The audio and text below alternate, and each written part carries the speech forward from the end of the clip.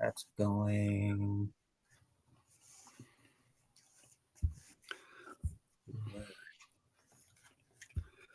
Recording in progress. I'd like to welcome everybody to the West Suburban, Chicago Computer Society West Suburban Club. Our typical format will be open forum. Then we will have a 10 to 11 minute presentation by Ron. And then we'll break back into open discussions for the evening because we don't have a speaker tonight, unless we could twist somebody's arm and make somebody do a quick presentation. But with that being said, who'd like to open up the floor with the first question of the evening? Okay. Yep, I think that's going to be a pretty short meeting tonight. We don't have any questions or issues. Has Microsoft done anything funky lately on their updates? Does anyone know anything about that? I'll ask a question. Okay, go ahead, Dennis. Okay, I don't understand. Okay, so I'm on my Chromebook now, and I was on it a week or two ago, and behind me here I have a printer, HP Office Jet Pro, and I brought up some things on my screen, and I sent them to the printer. Did I ask this question before and I don't remember the answer? Anyway, I sent some things to printer. Tonight? Well, if you asked it tonight, no, we just started the meeting. Well, a previous meeting, maybe. Somehow I deja vu. Did I ask this before? I don't know. But anyway, I click on something and say print. Brings up the print box, dialog box. Says, okay, there's the printer. Print it. Then I tried to scan something. I had to scan some documents. Did it print? It printed just fine. Okay. All right. So we got that part established. Yeah. So then I put some documents on the faceplate, and I told my machine to scan. It has a scan app, scan.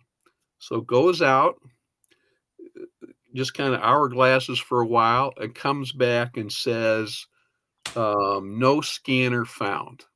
Now it's a combination scanner, printer, fax, everything.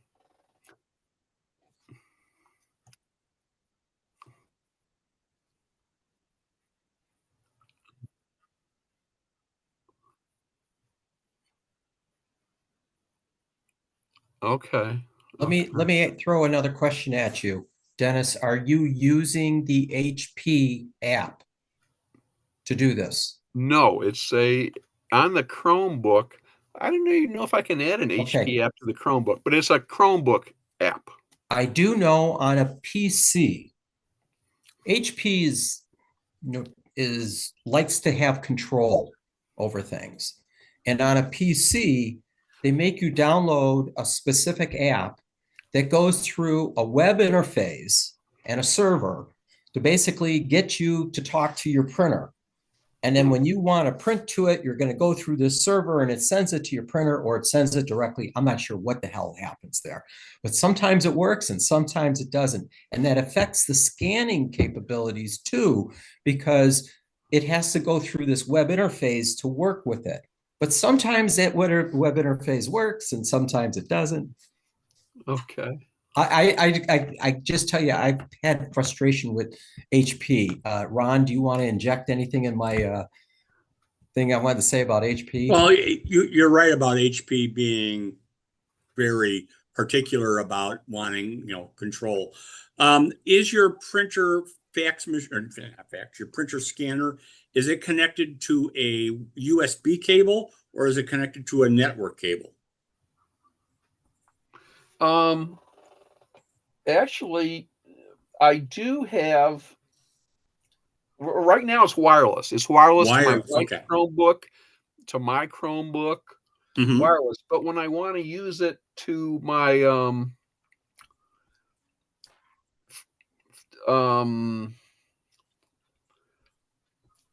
my another machine, I do have a USB cable to plug it in.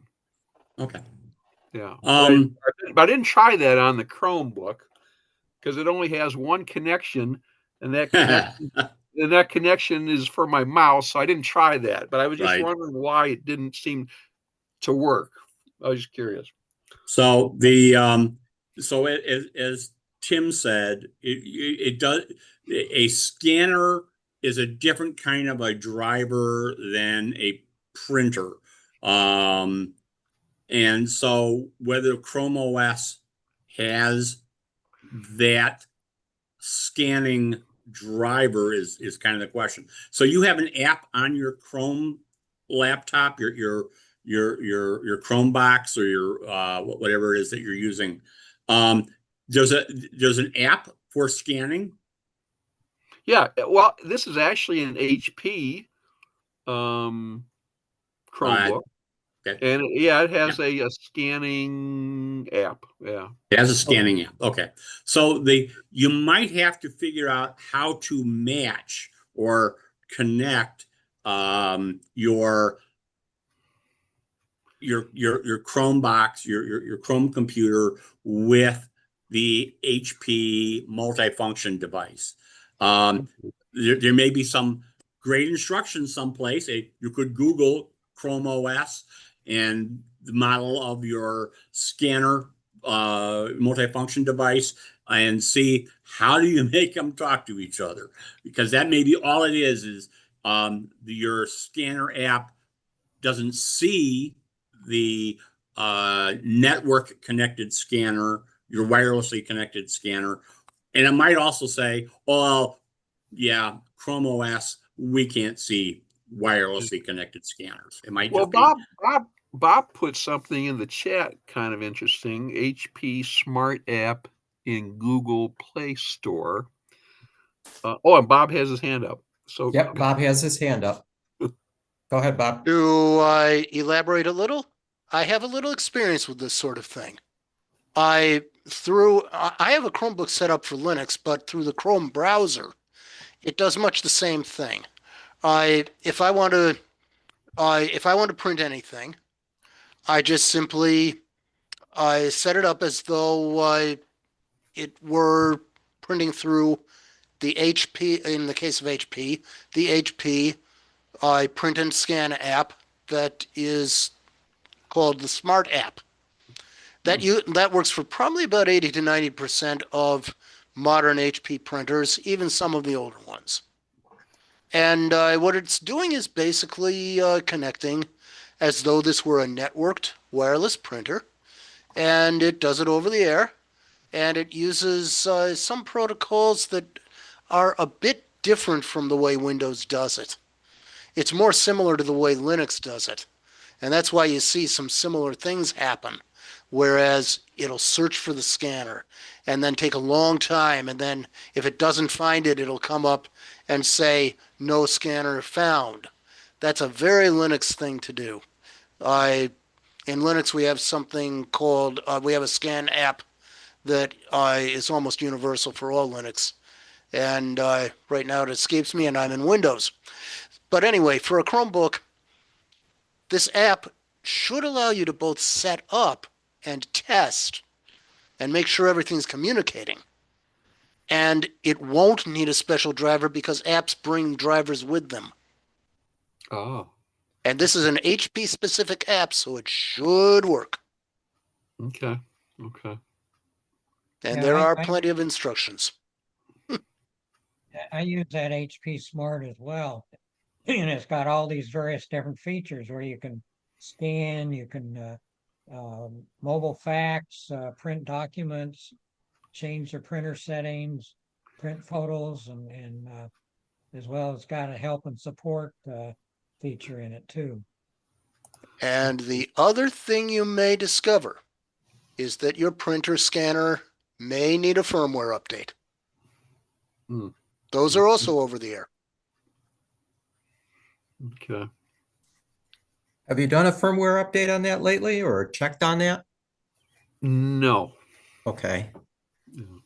And it should be accessible, depending, it might be accessible through a menu on the screen just to check it and see. Some of them automatically do updates, but Generally, firmware, if it isn't automatic, with HP it often is, but Yeah. if it isn't automatic, it will be under your settings, and it'll be some kind of a gear or tools setting for maintenance. Or maybe it will be a special setting for firmware update. But you have to kind of scroll through a few screens before you get to it, or a few icons. I have an Epson, but it's very similar. very similar. Okay. Good question.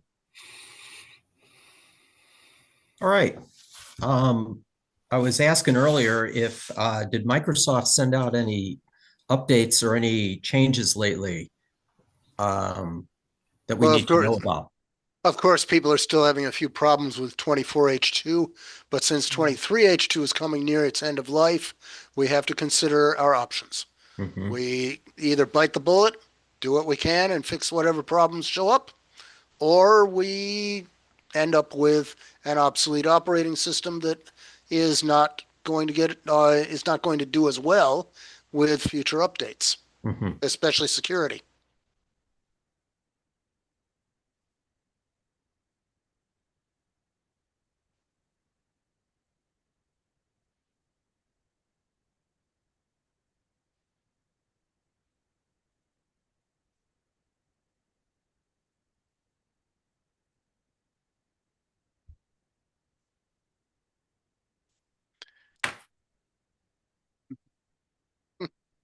Yeah. And the other thing separately I did was I upgraded my Wi-Fi in my network, and I found that Windows 11 23H2 handled it very well, from going from Wi-Fi 5 to Wi-Fi 6 and going from WPA2 to WPA3. My Linux, not so much.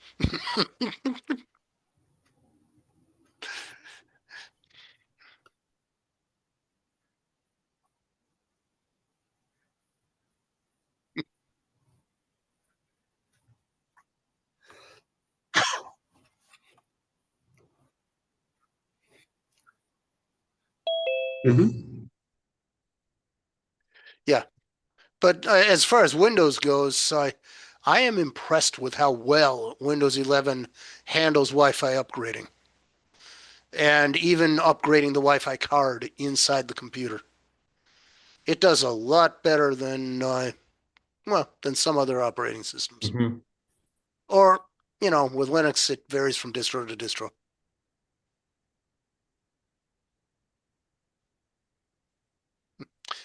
But anyway, as far as 24H2 goes, yeah, most people don't have problems. Right. I have been I reading about edge cases, though. was going to say not everybody remembers how to tell what version of Windows they're on. So I could quickly walk everybody through that step on a Windows PC. You go down to the smart bar or start bar, and in the area that's blank, you type in the search bar, you type in Winver, VER, and then hit enter. And Win will pop up in a box, and it'll tell you right in there what version of Windows you have.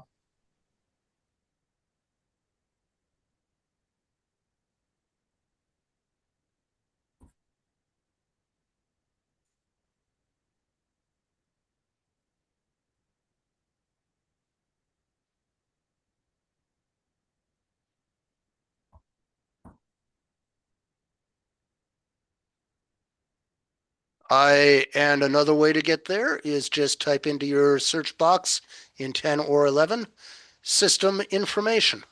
And that'll pop up a window which will tell, at least in Windows 11, much more information than it used to. Is that system space information? Yes. Okay. Boy, all these different ways. We got to write these all down now. Yeah. Oh,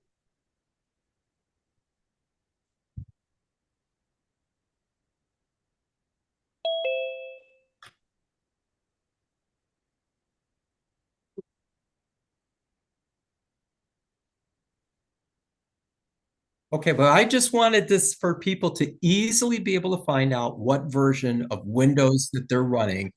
And I know they'll all work, but I just gave a couple. We kind of just keep going and going. As in most cases with Windows, there's multiple ways of doing the same thing. Unless they decide to take it away or hide it from us, then nothing works.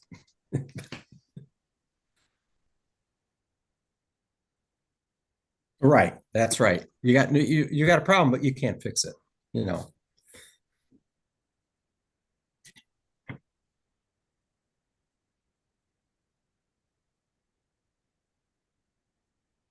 Right.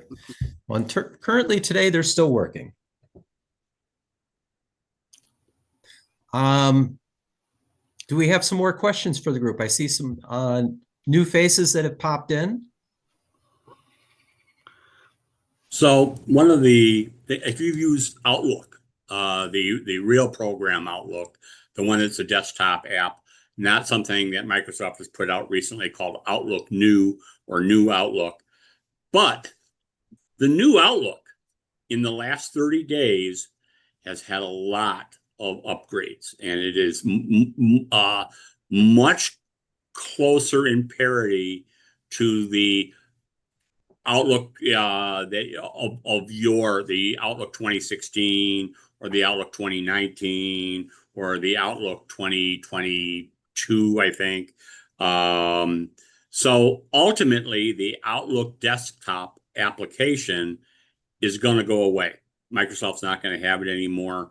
If you are into Outlook and you know some of the work that you do is around Outlook, I was very impressed by some of the enhancements that they've made to what's now just called Outlook, and anything that's a desktop app going forward is going to be called Outlook Classic. I'm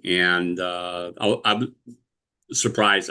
One of the things, just one of the basic things Outlook does is, or the Outlook desktop app did, is it allowed you to have multiple mailboxes open. And in those mailboxes, you could designate certain folders as favorites, and they'd all appear at the top of your Outlook desktop app. So you could have all your inboxes all together in Outlook, and that's something common with many email clients. But the Outlook new version, the new Outlook, didn't have that feature. It also couldn't move emails from one mailbox to another mailbox. You had to email them to yourself, essentially. So it's kind of nice. It's still the biggest drawback is still that Microsoft maintains your username and passwords if it's not a Microsoft account. So that means you're giving Microsoft your Gmail account or your Yahoo account or your Proton account, whatever email clients you're using, or excuse me, email service providers you're using. That's kind of a problem. Outlook New is actually an encapsulated version of Outlook on the web, except that they're building in features that won't be in Outlook on the web either. So it's kind of nice. I discovered that today, and It's called Outlet. It's called Outlook New. Well, it's so if you use Outlook, the desktop application like Outlook 2016 or something, you'll probably see in the upper right corner this little switch that says, "Do you want to try New Outlook?" And if you switch it, it changes your Outlook to your default use of Outlook to New Outlook. You could also just download New Outlook. If you install Microsoft 365, it's going to install New Outlook if you don't already have it. It used to be called Outlook, and then in parentheses, the word new.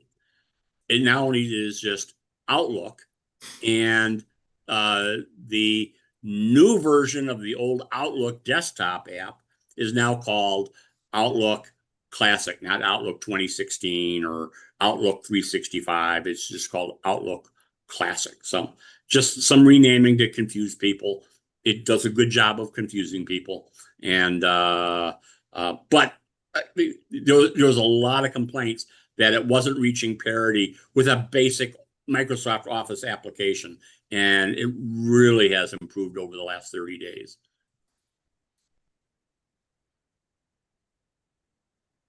Okay, thanks. There is an IoT item that I thought I'd bring up. That is, Google has announced that is going to be discontinuing their support for the Nest thermostats version 1 and 2, as well as the Nest Protects. And I think there was one other thing that they're going to be discontinuing support for. And the Nest app that works with those devices. So now, if you happen to bought one of those thermostats, like I did, the smart learning thermostats that I thought were really a cool thing, and I still think it's a pretty cool thing. It's going to become just a regular dumb thermostat that's programmable, and you can't even use an app to use it anymore. So that's going to happen in October. I don't know who else in the group here is using a Nest thermostat. Anyone besides me? No? Okay. Anyone using a smart thermostat of any type? Mm-mm. Wayne, what are you using? Got the Honeywell. The Honeywell. Okay. And that was probably put in by, oh, did you buy that one, or was it put in by your AC guy? Well, I had my son-in-law put it in for me. Okay. Home install. That, and that's but I now, and that's a Wi-Fi IoT device, right? Yeah, and actually it's really an Android. Like it's like a phone business. Oh, okay.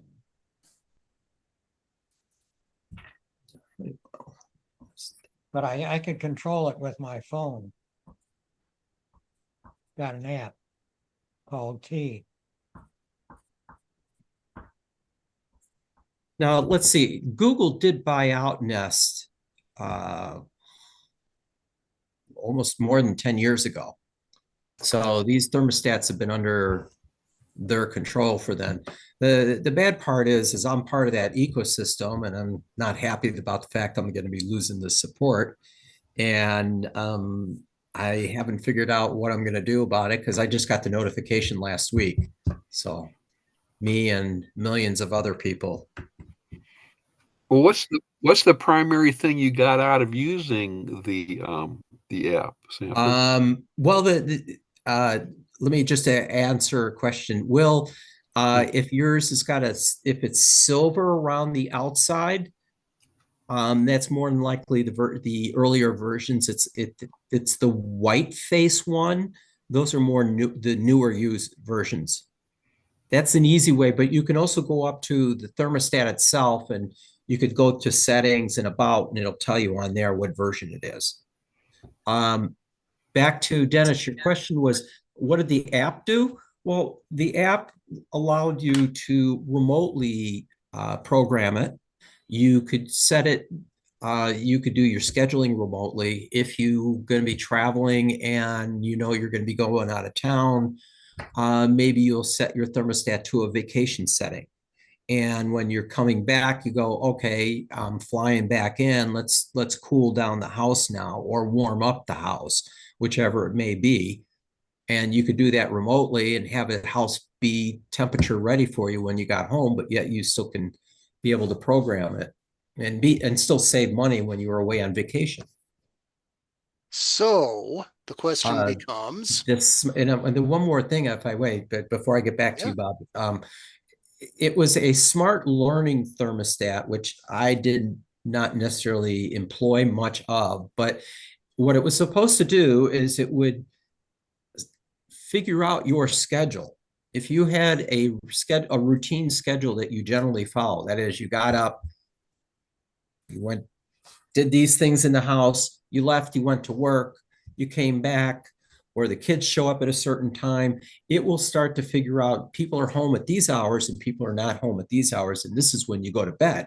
And so then it would know, okay, we're going to do in the winter months, we'll cool down the temperature a little so you can save some money overnight. But know that when the house will be warm when you go to get up in the morning. It will have the house at the right temperature. It's not waiting for you. It will be ready for you. And there's other things that it would do too. Bob? So the question becomes, are the Nest protocols known to people who, let's say, kind of are the white hat hacker kinds of people and hack into these devices? I don't know the answer to that question. It's not something I looked into. And are you thinking whether people would be willing to write their own API? Could they do Could they? something open source? I would say would only be up to Google if they open sourced it somehow. No, Google would probably not officially approve. Right. This is But true. the question is, technically, could it be done, or is there some kind of a lockout? Don't know.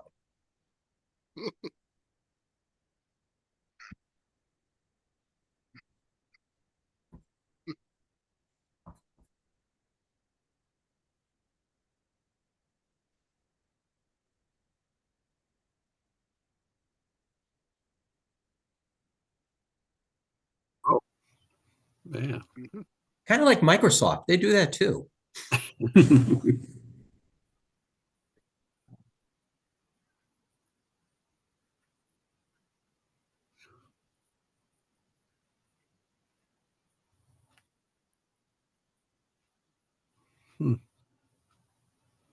If they can't monetize it, it goes away.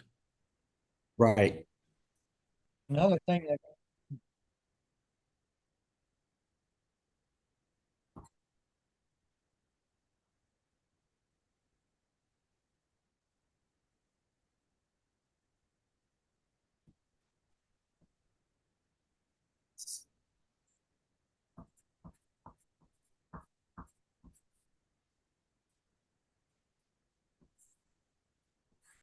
Didn't they get WhatsApp? Didn't Meta get WhatsApp?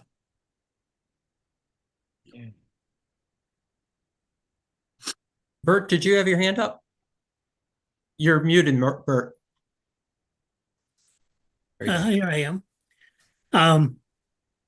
I wanted to change topics a second. Okay. That's all right. I had some people ask me about stand-up desks for computers, where there were some stand-up desks were whole desks that raised and lowered, and others are tabletop. In other words, you put it on your desk, and it's a smaller one that raises up. My question was really about how effective, if anybody's ever tried to use that, and if it's effective to help people when they're, working on computers all the time, and eventually their backs or necks or whatever goes out.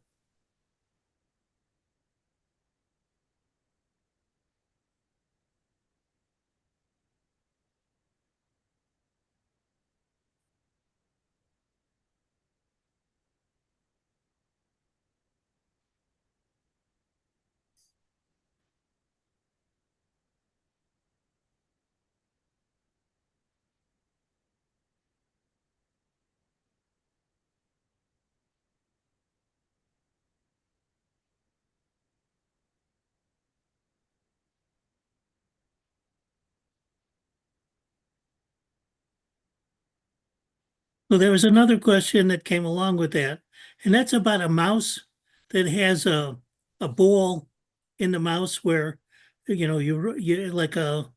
move your thumb around the ball and it moves the Trackball. mouse around. Trackball. Pardon? Like a trackball one. Trackball. Yeah. So, has anybody used those, and is it effective?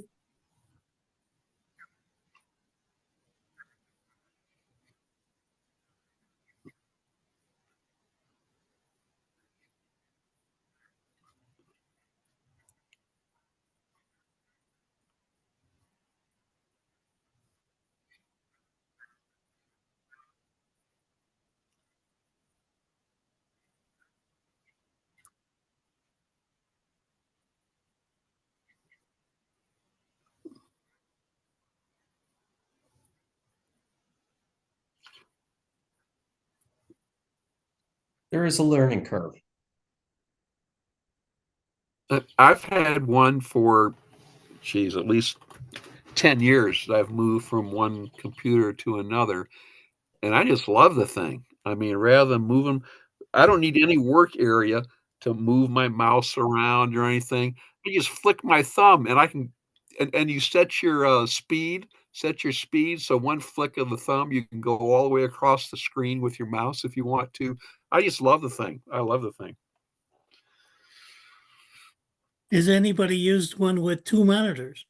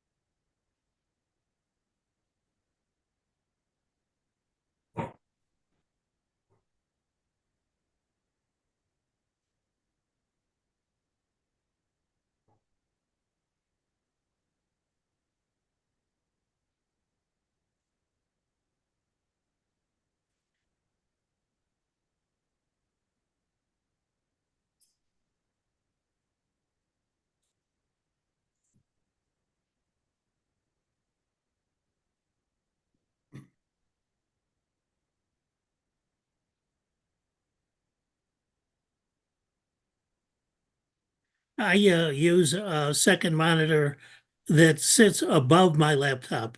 It's higher up. And by doing that, you have to get used to using the mouse because when you get to the right, all of a sudden you're on the other screen. But it does let you have two apps visible all the time, at least. And I found it more productive lately. So I don't know if anybody else is doing that or not.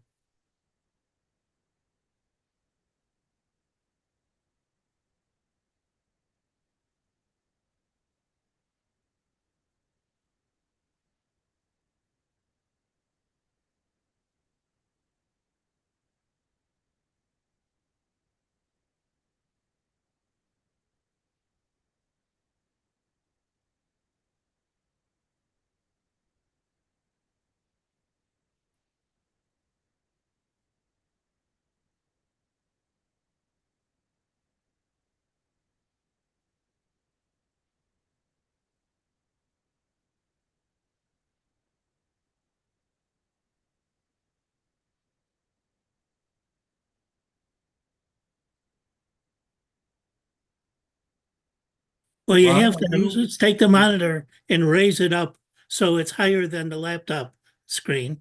And it's also making a monitor gives a bigger screen. So that's another advantage of being able to have a bigger screen to work on.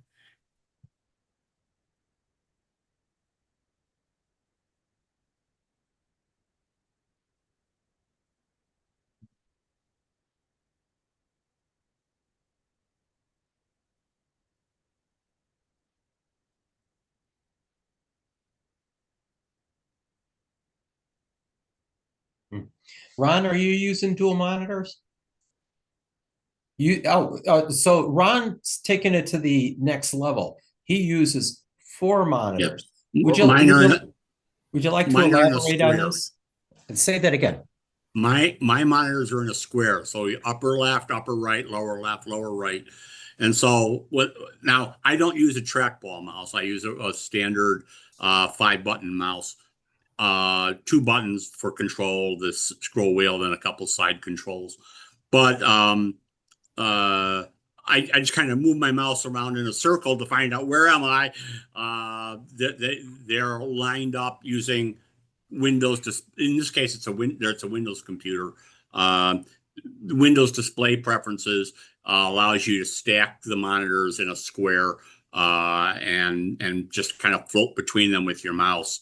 And it just knows. But as Tim was saying, you have to know which one's number one, which one's number two, which one's number three, which one's number four. So as you're moving around, the mouse can move continuously and work. The odd part was I had a smaller monitor. I had 3 monitors and a laptop at one time, and the laptop monitor was not as high a resolution as the other screens. And so when you try to go around, if you're on a top monitor, which was a larger square footage, just larger layout, larger resolution, and I'd come down to go down to where the laptop was, well, it was past the edge of the laptop screen and wouldn't go down. You had to kind of move it over a little bit so that wherever your laptop screen was, the mouse knew that it could move down past that border. So I can't. I'm one of those people that once I started using dual monitors, I couldn't stop. I would never go back to a single monitor. I find running around with a laptop just to be the most irritating experience in the world. I like having a second monitor to look at what I'm doing while I'm doing something else. Ron, you remind me of that movie I saw with Hugh Jackman and Halle Berry like 20 years ago, where he was a hacker and he had like 4 or 5 monitors all around. I don't know if you ever saw that one, but I probably have. Yeah, no, it's just one of those things. I like my 4 monitors. 6 is too big because I don't have any space for it. But if I did, I probably would. So how did you physically hook up 4 monitors to your computer? You got multiple video cards? How does that work? No, so in actuality, the computer itself is a standard, HDMI with a bunch of USB ports. And what I ended up doing is I took one of the high-speed USB ports, they happen to be USB-C, and I got a USB hub that had multiple HDMI ports on it. So my monitors are all connected to HDMI, but the computer itself is connected to the hub with a USB cable. So it's just one cable connection to a docking station effectively, and all the monitors are connected to the docking station. There's a limit to how many you can add on a docking station. There's a limit to how many things you can do on a USB hub. There's what's called the USB hub root. And once you hit the maximum in the root, you can't add anything more. You're SOL. You call that a USB hub? It's a docking station. You normally look at it as a docking station because it has things other than USB on it. In my case, it had 4 HDMI ports. You can get them with DisplayPort or other things like that.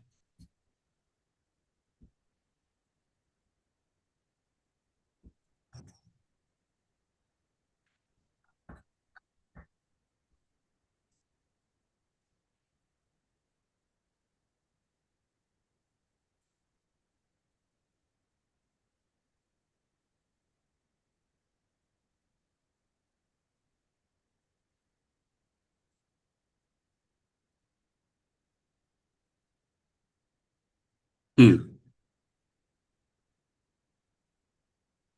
Does that hub that you're using, Ron, require a separate power? Yeah, it likes power. Yeah, so it's another brick that you plug into the wall and you plug into that. It could be powered off of a second USB port on the laptop, but most laptops don't have really powerful power supplies. So I no, I have it powered on its own brick.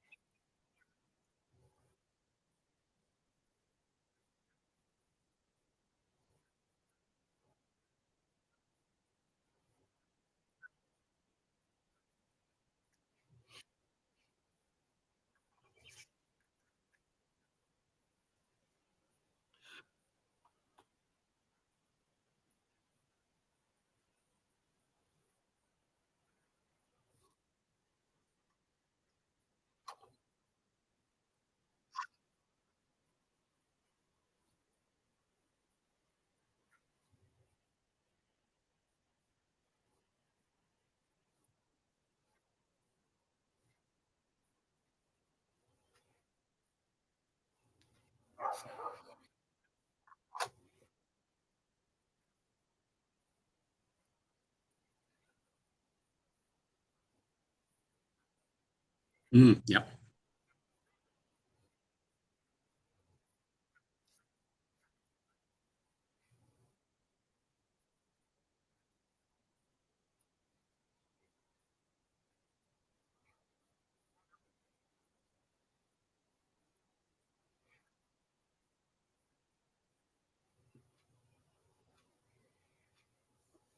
Any last comments on this or questions on this using multiple monitors?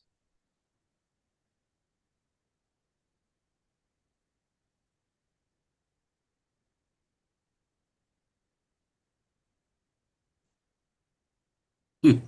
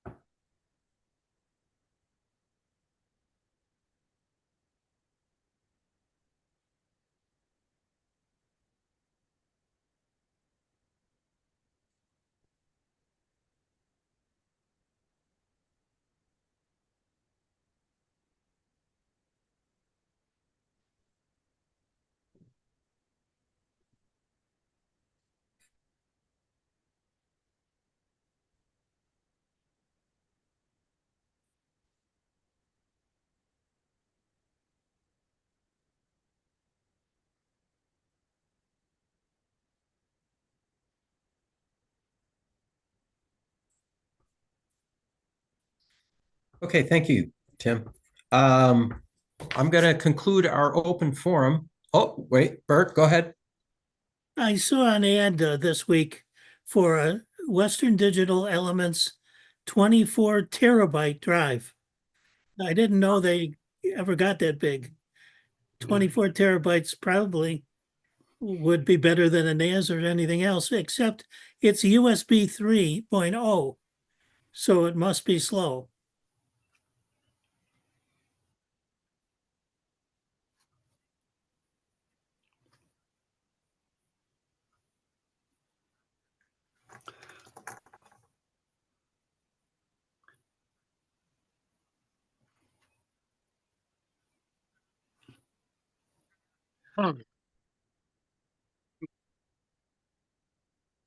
Just think of how long it will take to load up that drive. Oh, that's what I mean. I mean, initializing that drive, getting it set up. Well, I mean, it'll come already pre-formatted. But I mean, if you're going to change it, change the format or anything on there, forget it. It takes forever. When I've had my big hard drives that I've had to, like my 14 terabyte, and load that one up, and it takes a week to load everything on there. Yep. And just think It's about crazy how long how that much fun it is when you lose it all. Yeah, Because it well, fails. that's for sure.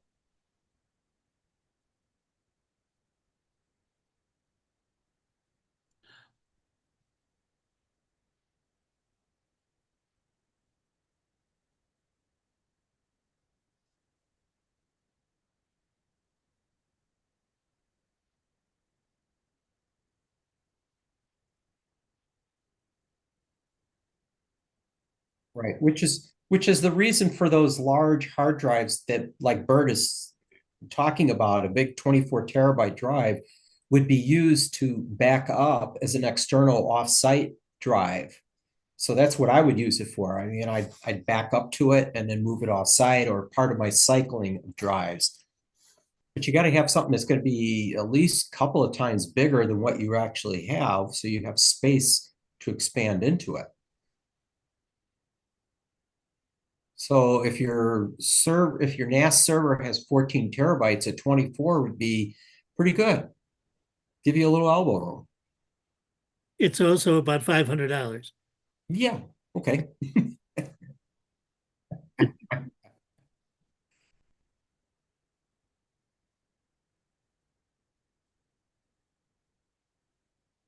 Yeah.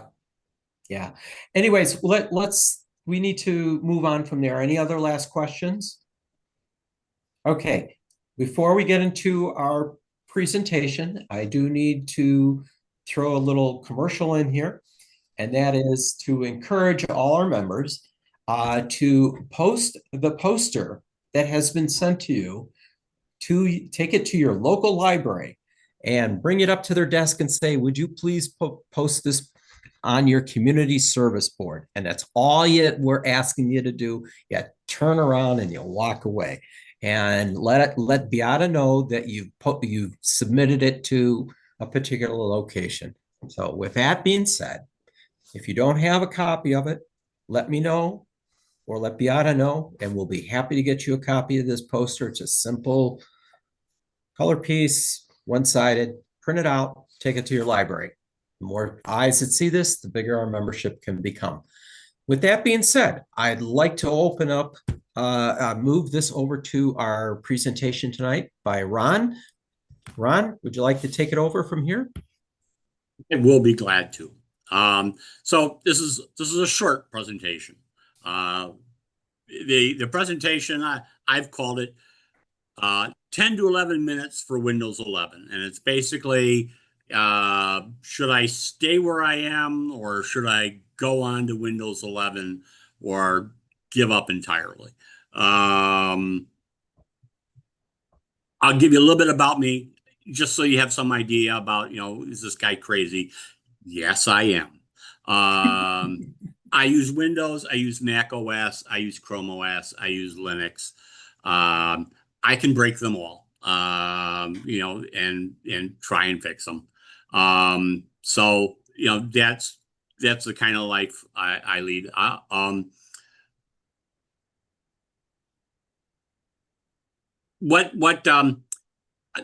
As far as a techie, I have some credentials in that area, sort of.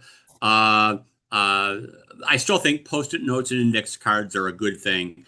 And I'm a cheapskate. So, if you can identify with that at all, you kind of have me. Today's 10-minute session is about preparation to upgrade to get to Windows 11 and how to check what you have. So we're not actually going to do an upgrade today, but we're gonna see what's necessary. For those of us that are here, how many of you have already upgraded to Windows 11? Okay. For those that have not upgraded to Windows 11 or will never upgrade to Windows 11, do you have a pre-pandemic computer? How many of you have a pre-pandemic computer that's your primary computer? Okay. All right. All right. So I will, this is about the 80% of us that have a Windows 10 machine running. I still have a Windows 7 machine running, but it's doing a dedicated appliance kind of work. This is going to be about, what's necessary. You have a couple options. Either your machine can be upgraded or it can't. I'm not here to talk about hacking a computer and tweaking it so that an unsupported piece of hardware can go to Windows 11. Yeah, that can happen, but that's not what this is about. This is just kind of making yourself familiar with what's going to be involved with going to Windows 11, or leaving the Windows world entirely. There's 5 of these. Each month will be a different topic. This one is just preparation. The next one will be about what you do if you're going to upgrade your computer. The next one after that, the next month will be what are you going to do if you're going to migrate all your stuff off of one computer to a new computer because you've decided to spend the bucks.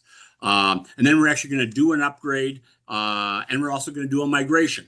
Where you're going from one computer to another, and what are your options. The other option, which I'm really not going to talk about much, is not bothering to upgrade at all. You don't have to upgrade Windows 10. Over time, less and less software that you use is likely to continue to be able to work, especially if you use it for Windows browsing or anything like that. Those are going to break soon. But if you're using an old copy of, I shouldn't say old, if you're using a licensed copy of Office 2016, it's going to continue to work on your Windows 10 computer and continue and continue and continue. And yes, you'll get some bug, every time you try and hop on the internet, there'll be some comment coming from Microsoft. Well, you better upgrade. You're not supported anymore. And the malware vendor, the anti-malware vendors, they may not support Windows 10 anymore, but there's still malware vendors out there that support Windows 7. So it's not everyone, and it's certainly not Microsoft. But so you'll have some options, and we'll kind of talk about that. So again, it's not about hacking or super tweaking your computer to make an unsupported piece of hardware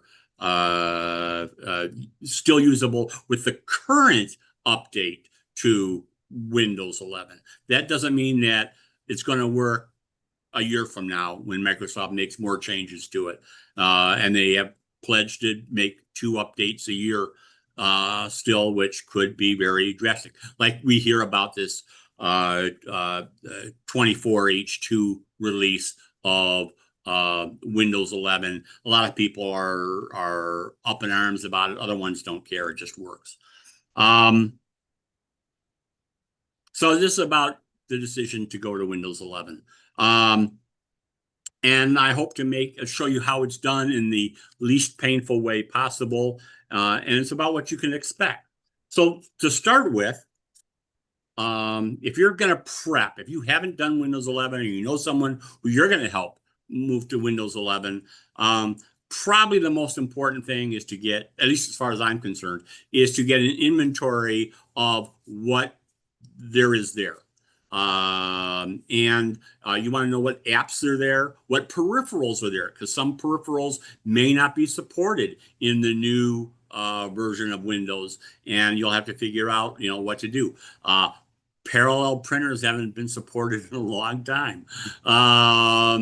There's just certain things. There might be a Wi-Fi card that's not supported. We're talking about Linux support for Wi-Fi is, it is what it is. So there might be some things that aren't there. So we're going to talk about what can be done relatively easily and quickly to find out, can I upgrade? And the first thing you want to do, to me, is to get an inventory of your system, something you can print out because you're going to use it later. And there's a number of utilities out there. You can pay for them. You can try and go through all the different utilities that Microsoft has built into Windows 10 already. I'm going to show you an app. You probably have heard of it already. Let me switch cameras here. All right, this is Belarc Advisor. Belarc Advisor is free for personal use. And we're actually doing one. You'll see how easy and quick it is to run. Oh, and by the way, all my notes will be available to you. Let me tell you the URL for it. And I'll have, and we'll see if we can't send it out in some email after the thing. It'll all be available after Sunday. At T as in Tom, C as in cat, I as in Illinois, L as in lion.org/CCS11. And so all these notes and links and all that kind of stuff will be there after that. It's just a simple text file, nothing to write home about, I don't think. Anyway, here we are. We're looking at Belarc Advisor. Now, I have to say, Belarc Advisor, even though it's free for personal use, they make you fill out an email form. There really is no reason for it, but they want to be able to sell you their other stuff in the future, and maybe sell your name. In the link that I will have, I'll also have one where you can download it, where it just downloads to your download folder and you can run it. So that's what we're going to look at right now. Is let's pretend like I downloaded it and it's in my downloads folder here, and I'm going to just run it. I think it's called Advisor Installer exe. So let it run here. We'll see what it is. Now I'm running this on a machine I know is not compliant with the standards for Windows 11. So, and this will just take forever and a day. It's an i5 3rd generation laptop. There we go. And I can literally go out for a cup of coffee and come back sometimes when it boots up in the morning. And I'm going to agree to the permissions and I'm going to install it. It's a pretty quick install.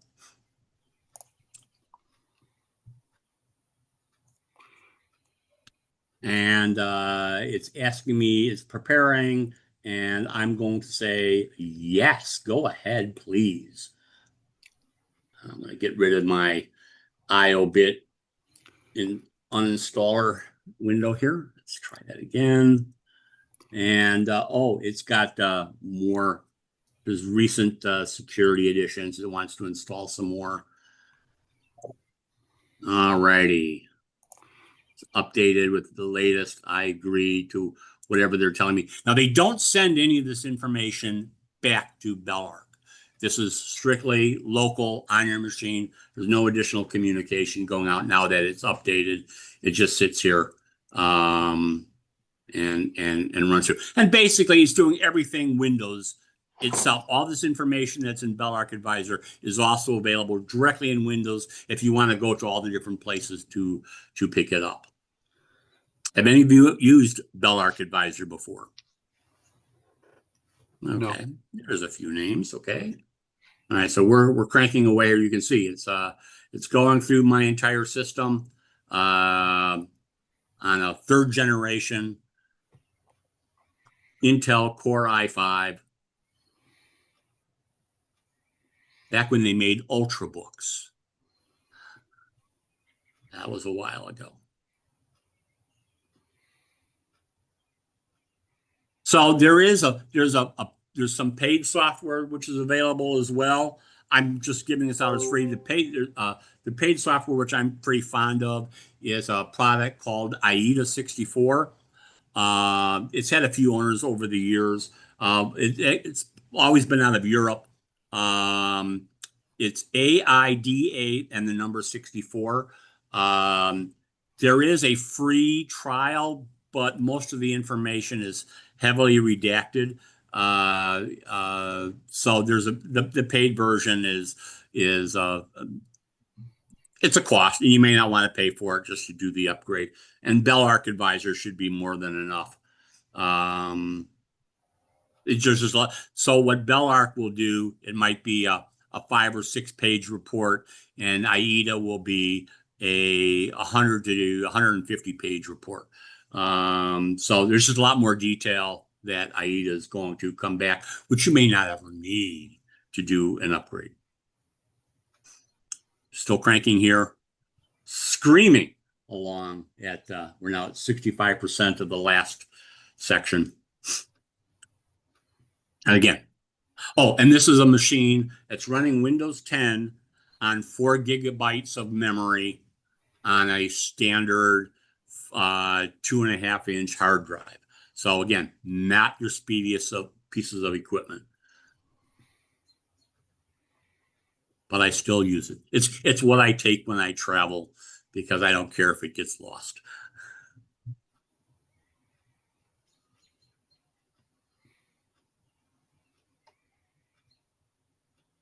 Is there any questions I can answer while we're waiting for this thing to chug along so far? Okay. Yeah.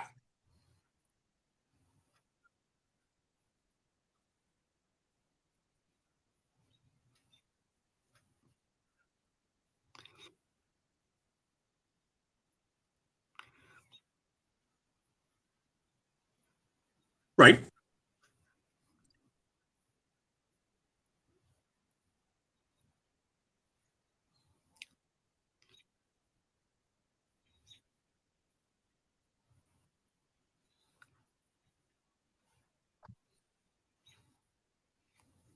I wouldn't even bother. I mean, because most people, you're what I consider a person who likes to be a techie. Most people are not. They like their computer, but that only goes so far. Then they want to throw it out the window. We will not be talking about pieces of equipment that do not pass or cannot easily pass the PC health test to migrate to Windows 11.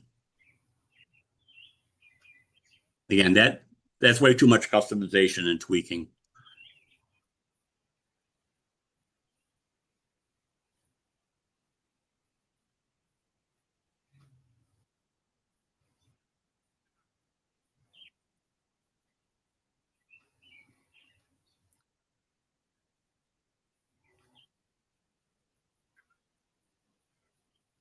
Mm-hmm.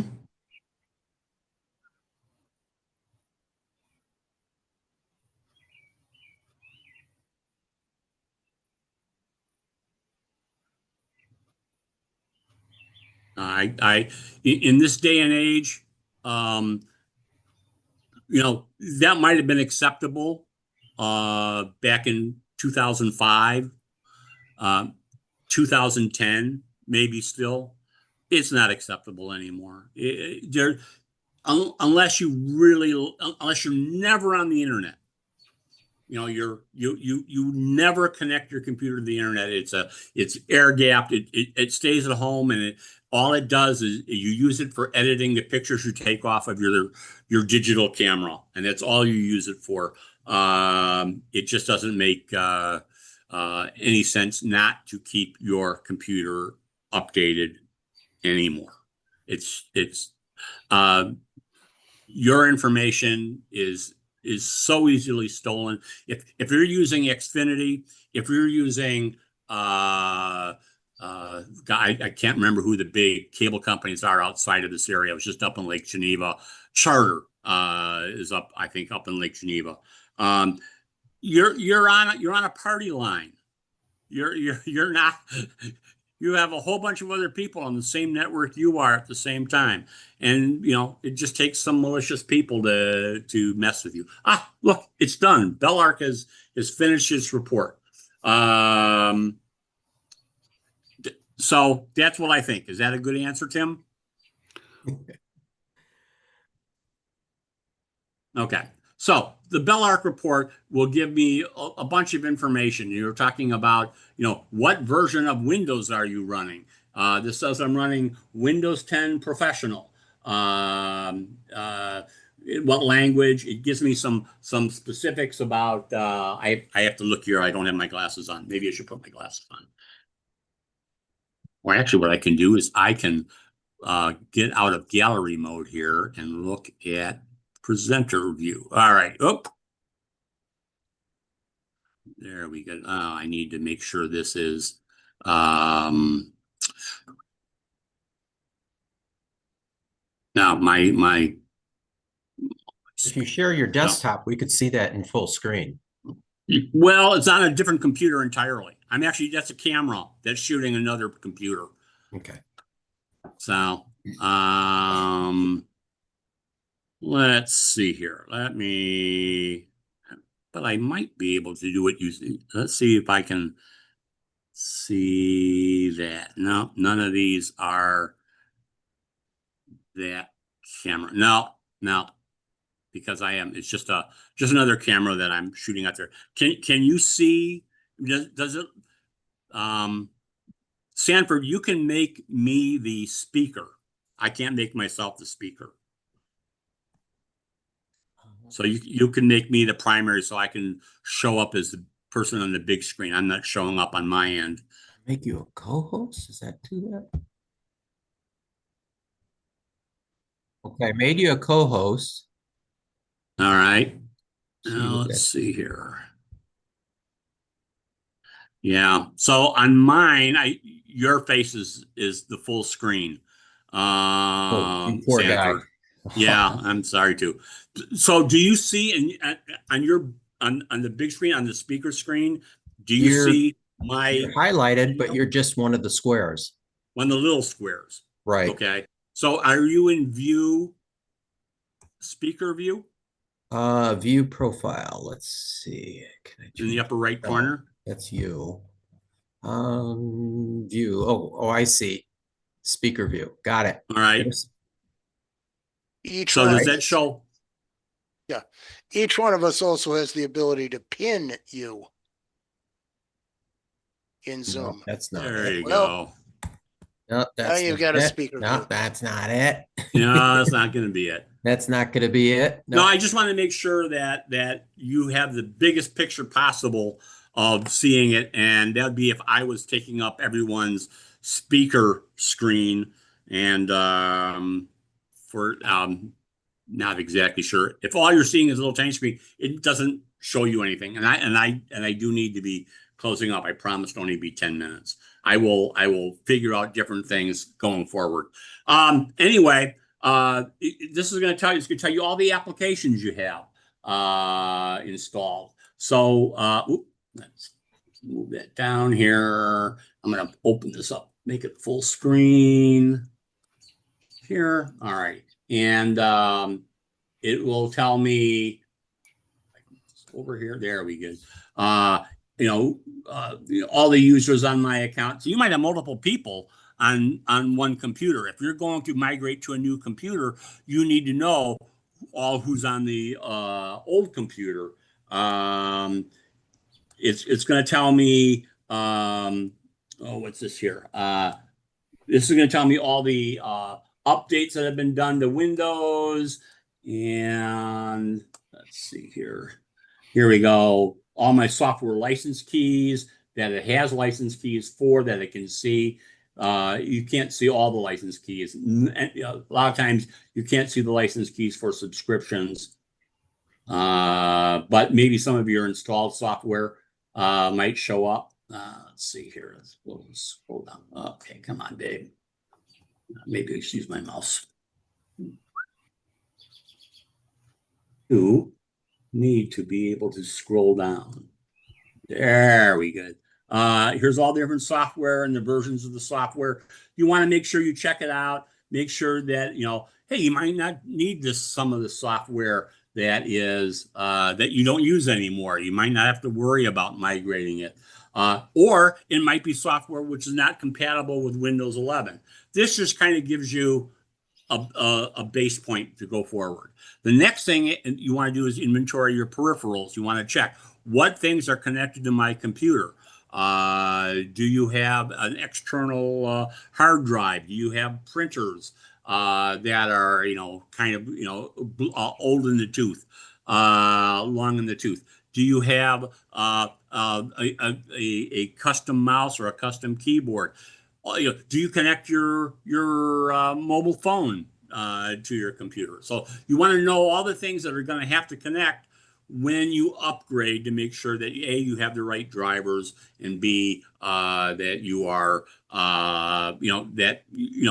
what if your new computer doesn't have VGA and all your monitors that are attached are VGA monitors? What are you going to do? So these are all the things that you'll be able to look at and see in the Belarc Advisor report. So it'll be something, and you can run this. You don't have to run this just to do PC to see if your computer is compatible with Windows 11. You might just want to have this for fun, kicks and giggles. The next thing you want to do is you want to update all your drivers. So this goes back to Tim's issue. Update all your drivers, update your firmware, get all your Windows updates, because when you try and update a Windows 10 to Windows 11 that is doesn't have all the updates, that might not go very smoothly, and you might be redoing it. The other thing you might need to do is make sure that you don't have any corrupt Windows files. So you're going to run a program called SFC, System File Checker, and you're going to scan your system and make sure that all of your Windows files are properly updated.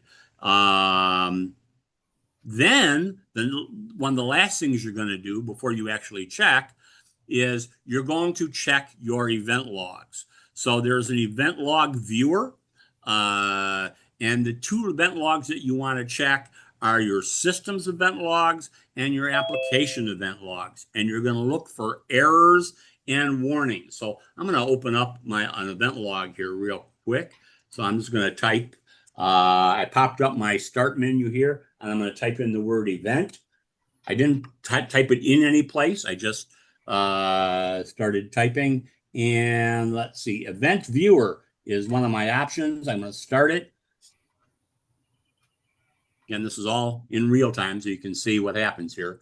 And you go into your Windows logs, and you look at, we'll look at system here, and you're going to filter your current log that I'm looking at.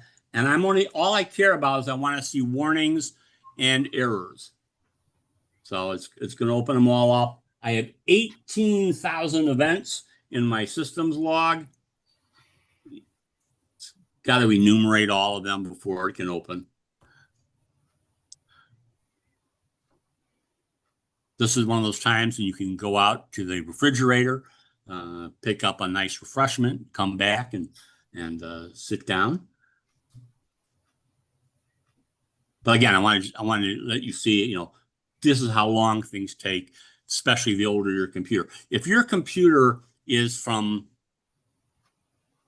2017 or earlier, chances are it's not going to update. It's not going to be able to run Windows 11. That's when the first 8th generation processors came out. Windows 10 was around since 2015. So it's kind of sitting there, a little bit older than the oldest computer that can upgrade to Windows 11. All right, so here I'm looking at my event log, and I'm going to just check. I'm going to filter anything critical and anything that's a warning and anything that's an error. And here boy, it had some errors today. Yeah, it doesn't surprise me. I'm going to maximize this window. There we go. And I can see here, there's an error at 1:30 in the afternoon, an installation failure of an update. Your phone is a Windows 10 app, and it did not like getting updated. So you'll see here, that might be an app that I won't try and reinstall in Windows 11, or accept that it's going to fail and install it directly in Windows 11.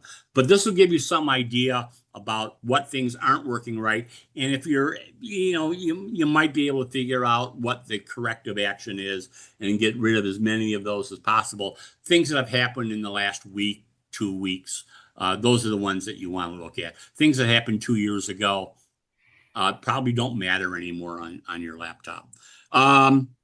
So you've checked your logs, you've updated all your drivers. If you make any updates, you might want to rerun Belarc Advisor. See, it should show all the changes which you made, if anything were software or firmware based. And then you're ready to run your PC health test. So again, the PC health test, let me pick that back up here. All right, so the PC health test, if you're trying to find if it's not already installed, I suggest that you just get the latest copy of it. And one easy way to find it is type in PC Health Microsoft, and it should lead you to this page. I will have the link to it on the paperwork. How to use the PC Health Check app, and there'll be a link down on the page here. Let me pull this down here. There we go. There's a link here that actually goes and downloads the app and gets it ready for studying. I don't want to download it. I already have it downloaded here. So the Windows PC Health Check setup. We're going to run that. And this is going to give us the thing. Are we going to upgrade? Are we going to migrate? Or am I going to have fun, just using an old piece of technology because that's what I want to do. All right, I'm going to accept everything here. Whoop, I didn't want to print that. I probably should have printed it, but I'm not going to. I'm just going to let it install. It's going to run, and then it's going to come back and it's going to tell me after it runs the check here, let's finish. It's going to tell me whether this machine is suitable for upgrade or not.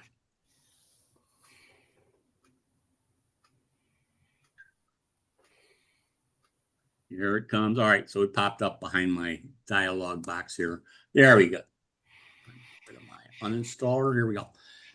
So, let's check see how well Windows 11 will run here. Oh, this PC doesn't currently meet the Windows 11 system requirements. First things first, it doesn't have a TPM 2.0 component. The next thing is, if I show all of my results, it says the processor is not supported under Windows 11 either, directly out of the box without tweaking. It's not supported. But it does say that it does support secure boot, and it does have at least 4 gig of RAM. I wouldn't run Windows 11 on 4 gig of RAM. You probably want a minimum of 16, but that's just the case. The system disk is 64 gigabytes or larger. Mine's 128, but when you go look at it in the Belarc report, you'll see that it's pretty full. Probably not suitable, but it meets the minimums. And the processor has 2 or more cores. All right. So at this point, I have another one here. This is one that works. So let me show you. I'm not going to actually load it, but I ran this on another machine that was slightly newer. You can see how it does its thing. So it's going to check.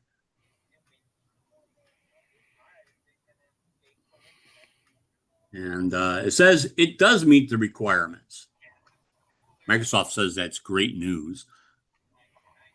And it says, it has secure boot, it has TPM 2.0. The processor is supported by Windows 11. It's an 8th gen processor. It's got 16 gig of RAM. It's got a 512 gigabyte hard drive, and it has 4 cores. So this one, if everything fits, you could just upgrade this laptop in place.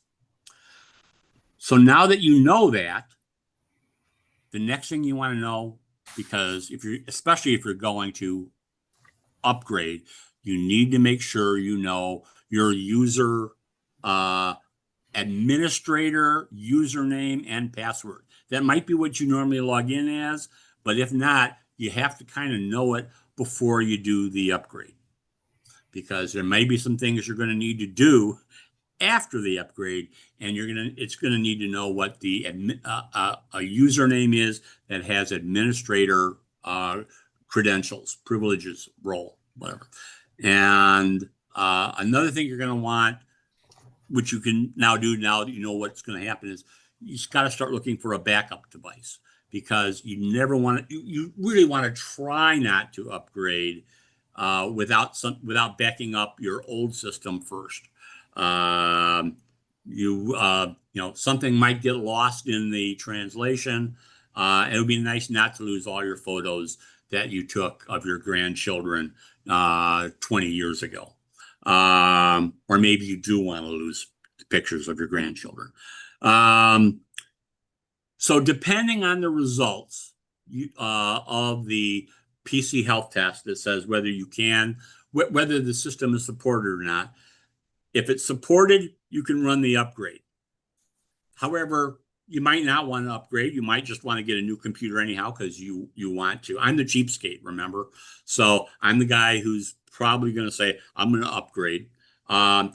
If you're not going to be able to upgrade your equipment, it means you're going to migrate from your current piece of equipment to a new piece of equipment. So that's a different set of circumstances. The new equipment will probably already have Windows 11 installed on it. So you'll have no Windows installation, but you got to get your old files over to the new. And we'll be covering that. It could be a new piece of hardware or a refurbished piece of hardware if you're, again, I'm a cheapskate. And as long as it meets the criteria for Windows 11 or already has Windows 11 installed on it, that might be fine. Or you just might want to keep Windows 10 and just use it because you don't browse using your Windows 10 computer. You have an iPad and you do all your web browsing on the iPad. As I said, your Windows 10 is, you use it to type letters that you print out on your local printer and you edit your photographs on it.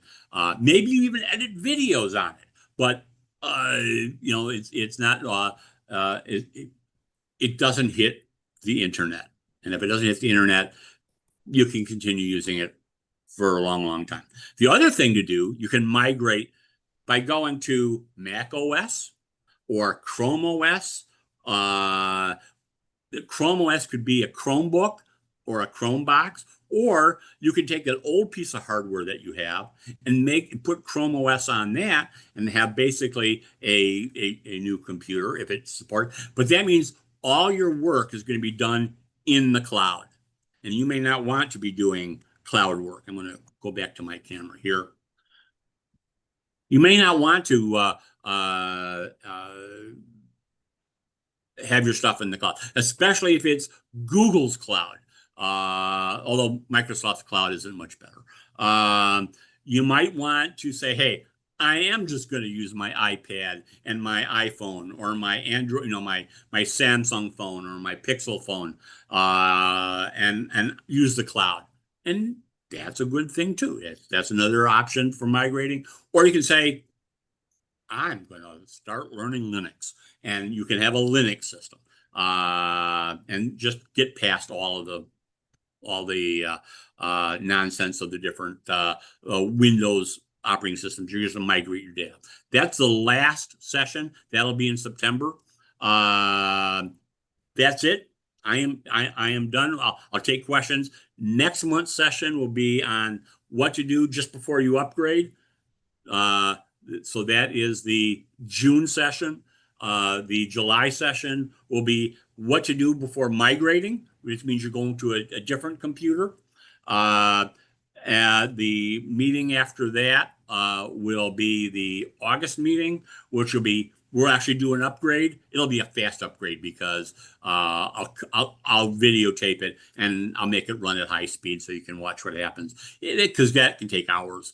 And then the September meeting will be about migrating and what kinds of things you can do to migrate, whether it be to a new piece of computer hardware, new to you piece of computer hardware, or you're going off to other operating systems in the world. Okay. That's it.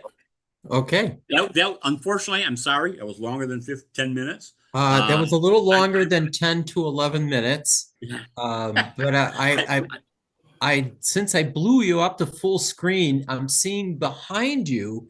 Is that your 4-screen studio behind you? No, I'm actually at my contractor's job. I knew I was not going to make it home in time, so I'm still back where I'm doing my contract. Oh, so work. that's somebody else's massive screen behind you. Behind you, is that a massive screen setup? What is that? Closet. No, Oh, that's a wall. Okay, all right, never mind. Sure looks like some. Oh, what the hell I'm saying? Oh, anyways. No, and unfortunately, I couldn't blur my background because I'm using a second camera in Zoom, and the second camera would have, because it's not a human face, Zoom will blur the entire screen. It only unblurs when it detects a human face. So okay. All right. Well, thank you. Pleasure. I'm available for questions. I'll be doing the same program if Tim wants me to, at the South Suburban meeting. So if you want to see it again, probably sped up a lot faster. Because first time I ran through it under a whole new hardware setup. So Thank you, Ron. my pleasure. Okay. And with that, now we're going to move back into our open discussions for the evening. Anyone have any topics they'd like us to discuss? We can even continue on this discussion about moving to Windows 11. What else? What would you guys like to discuss? Yes, Wayne. Yeah, I've gotten a notice that my Fitbit, I have to move to Google. Google's bought out Fitbit, Mm. so I have to move over to Google.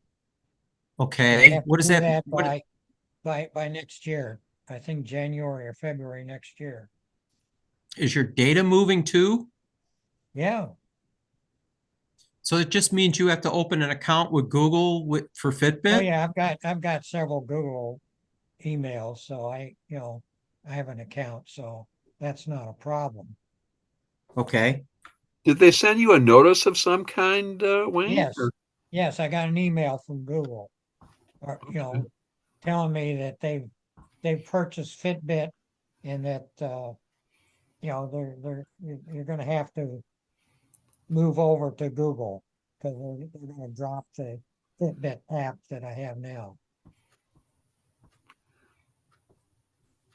Other than having the Gmail account, is there anything else you need to do physically then, or? Well, you have to agree and sign up on it, and it'll know to take your Fitbit account and move it over to Google. Hmm. If they bought it, don't they already have your account? You just got to be able to log into it. Well, right now I have a Fitbit account, and Fitbit has been purchased by Google.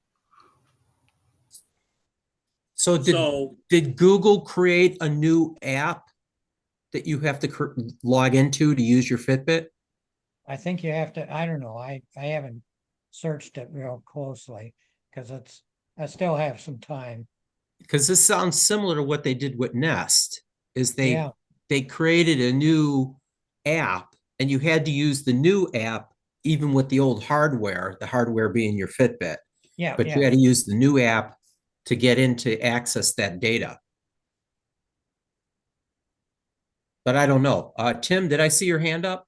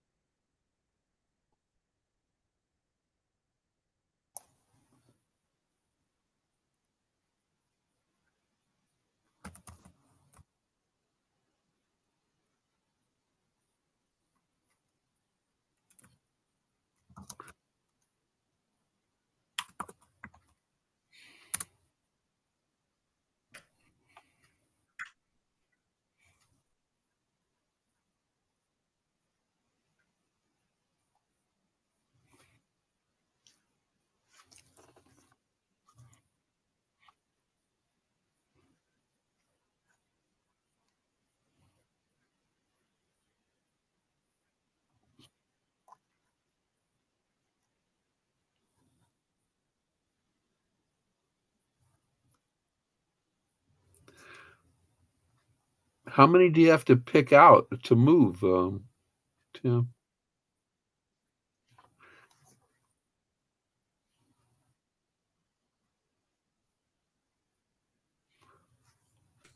Well, I can tell you.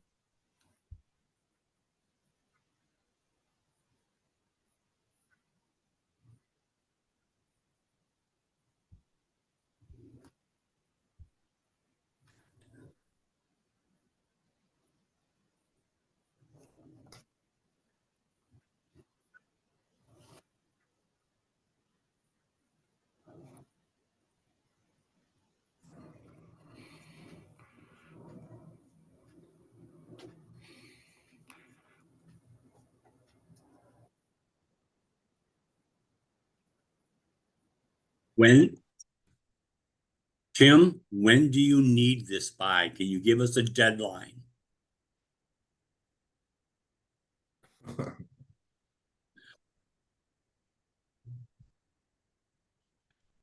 Okay.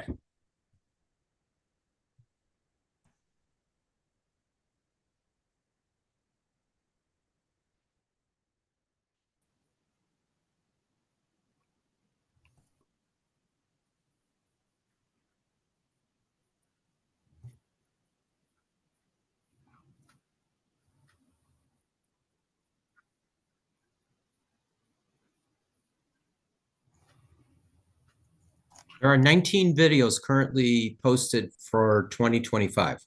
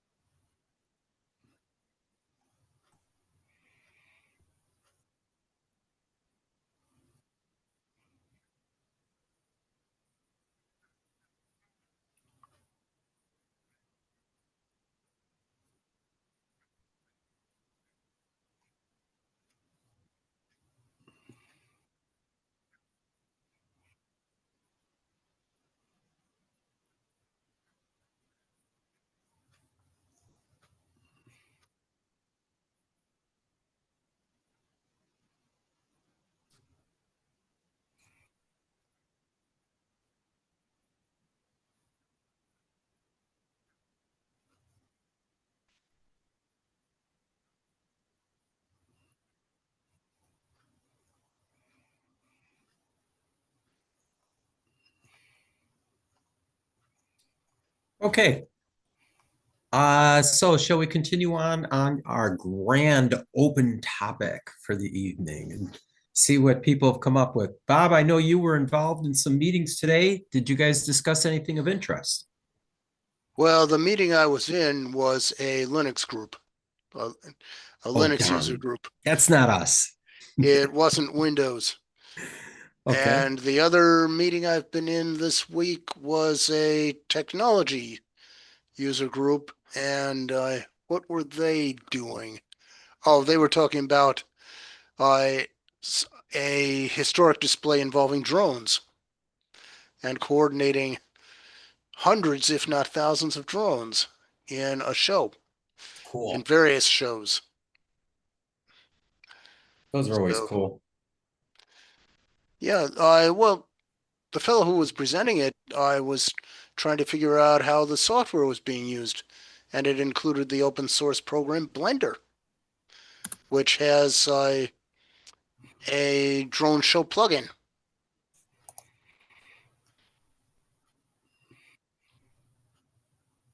So it's a blender is used to fly the drones? It's used to make a script, which is then used to control the drones. Okay.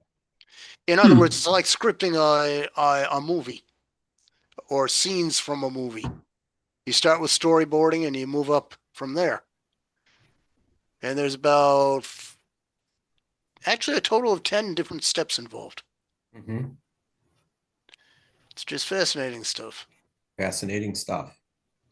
And the reason why it was being done is that we're in Lexington, Massachusetts, and it's the 250th anniversary of the American Revolution. Yes. And the show happened last October. Thanks, Bob. Tom, did you have more questions for us? Well, I do have a question. Yes. It doesn't fit tonight's meeting very well, but it has a question because of last month. No, And that if is it has to do the with your feet, I don't want to know about your feet. my feet. Your feet. What do my feet have to do with last month? Well, you said, I don't know. It said it's not a topic. Well, it is a topic, but not for this month. Okay. But anyhow, I'll That's speak not about one the of our topic. best. By the way, Tim, that's not one of our best videos, the one on Tom's feet. So skip that one. Well, that went right past me. Oh, God. All right. Anyhow, somebody at the last meeting was talking about they would appreciate me using their name or their membership for their ID, whatever it was, when I requested NordVPN. When I purchased it, I didn't remember who it was or what I should be doing. Oh, it was the guy from Florida. Drew Isn't it King. the guy from Sarasota, Florida? Drew King. Drew. I No, he's noticed not it here wasn't. tonight, but I'll bet you if you pull up last month's meeting on YouTube, you'll be able to find it. Even if you just go and quickly scroll through the closed captions, you might be able to pull it up through there.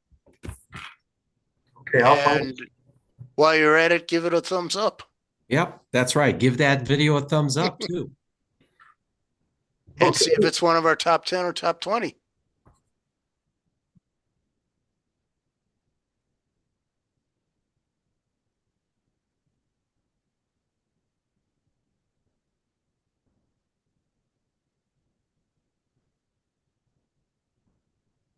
All right. Sure.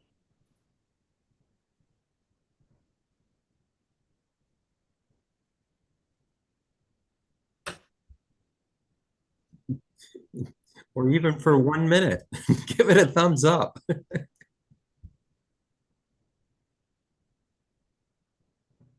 Okay. And how do I get back to you, Tim, about what I thought of these? I did write down that the best of 2 videos per group for Tim. How do I contact you or let you know what I'm thinking about him? Tim will put Tim's going to put his email in the chat.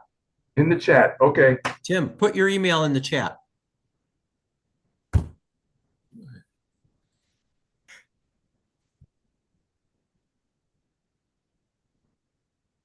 That's In what I the chat. expected. The chat is not public.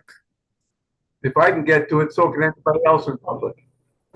Oh, like you're worried about that? Terrible. Well, if he talks now, he could put it into everybody in the world too. So that's what I'm trying to say. That's right. Tim, what's your How do I email? You know? want me to give it to him? I'll put it out there. Ron's probably got it. Well, I think I have his phone number too, but does he want me to call him? I think you have his email address. But just in case, he put it in the chat.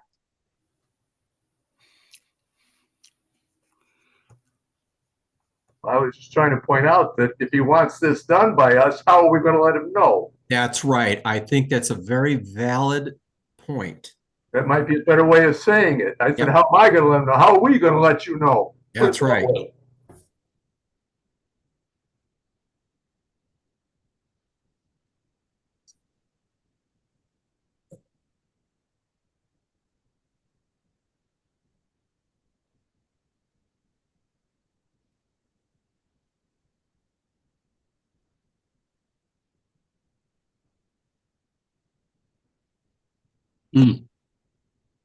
And the correct URL is why not I win11.com. It's a www. That other garbage came from something else. So it's whynotwindows11.com. Yep.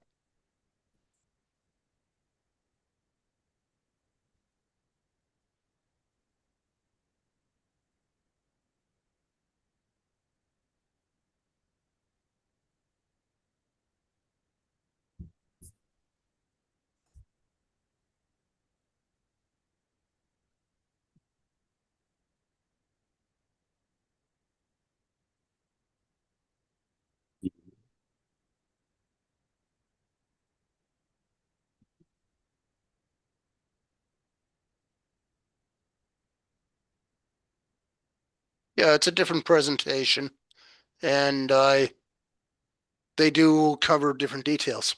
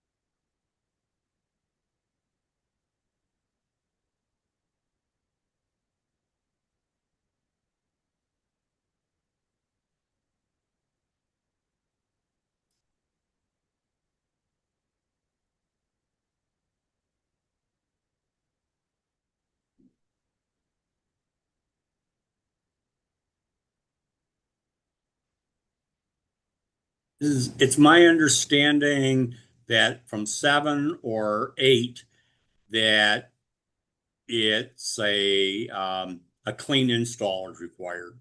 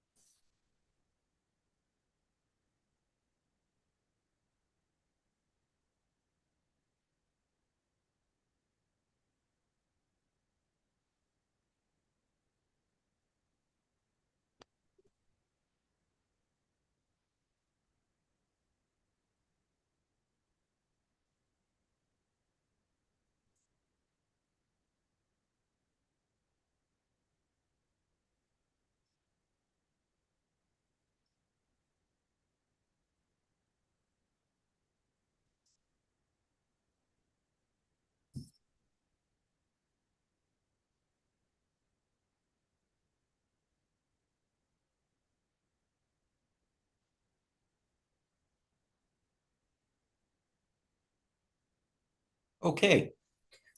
Shall we go on to a new subject matter of any kind? I wanted to know, has anyone bought anything of interest lately, computer-wise or hardware?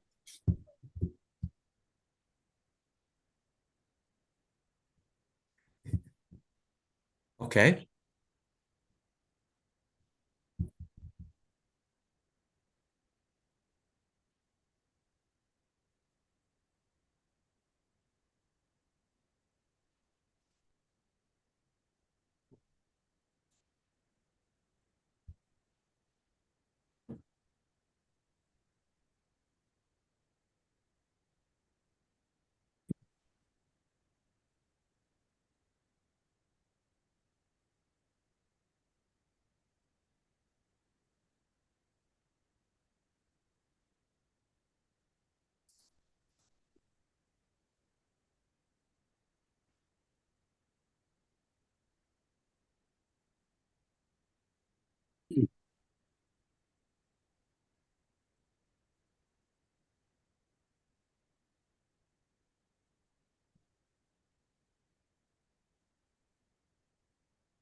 Tim, I'm not understanding. Are you saying you purchased these through this?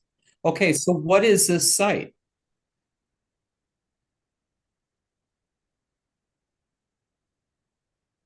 Is it offer up? Offer up?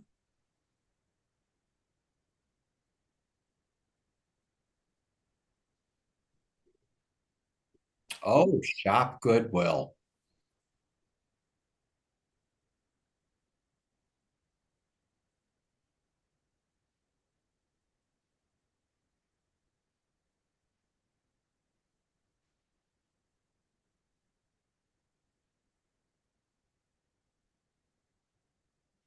Wow.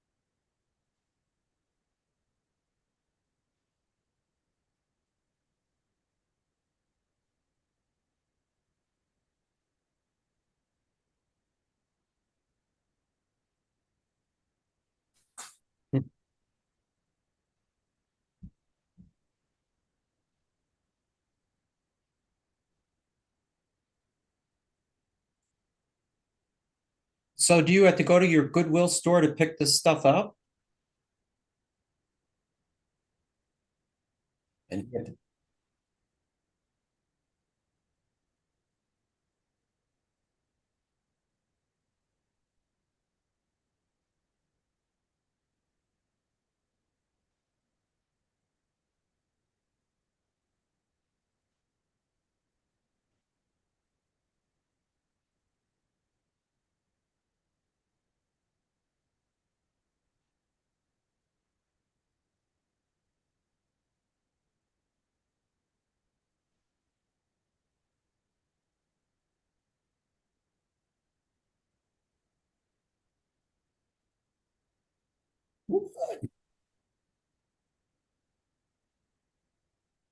oh, geez.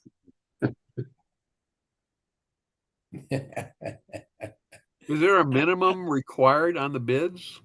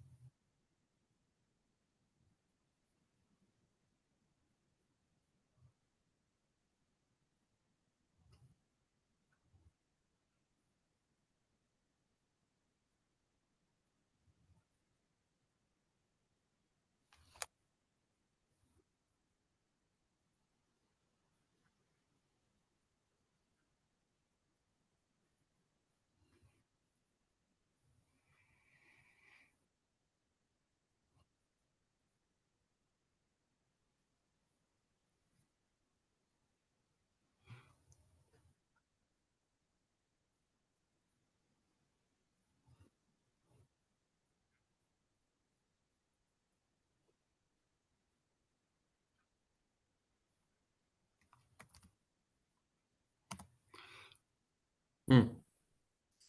But you don't know the shipping costs until the end?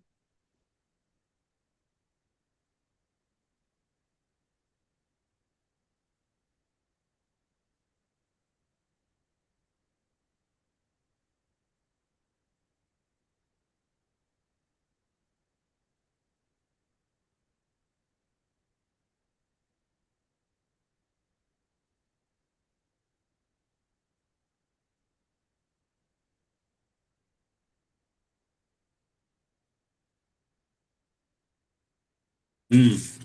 So, but I didn't understand. Did you say it does or does not have shipping costs in your estimated shipping costs? Hmm.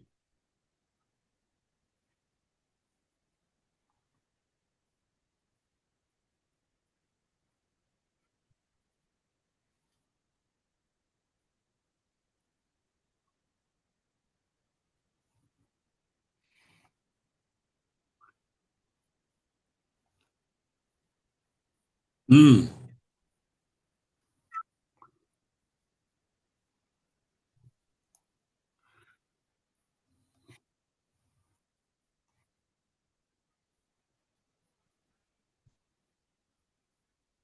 Hmm.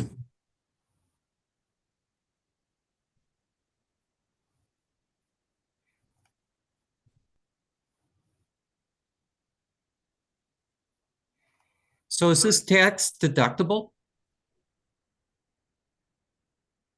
It's Goodwill. They're a nonprofit.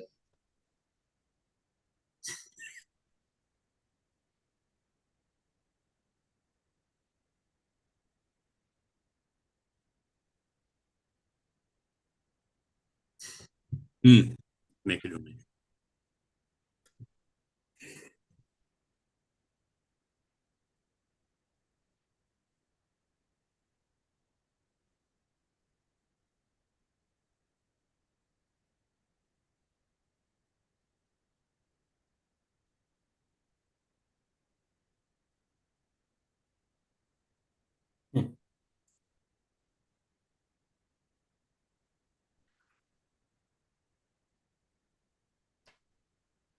Yeah.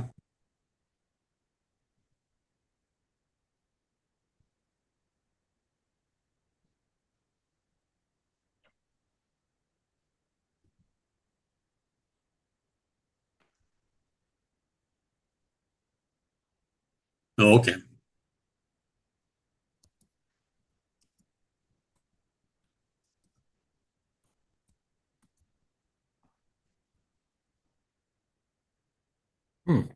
Okay. And that URL was what? Shop Goodwill. Shop Goodwill. Goodwill.com. Okay. All right. Thank you. We've completed out our meeting tonight, and I'd like to thank everybody for attending. I'm going to stop the recording.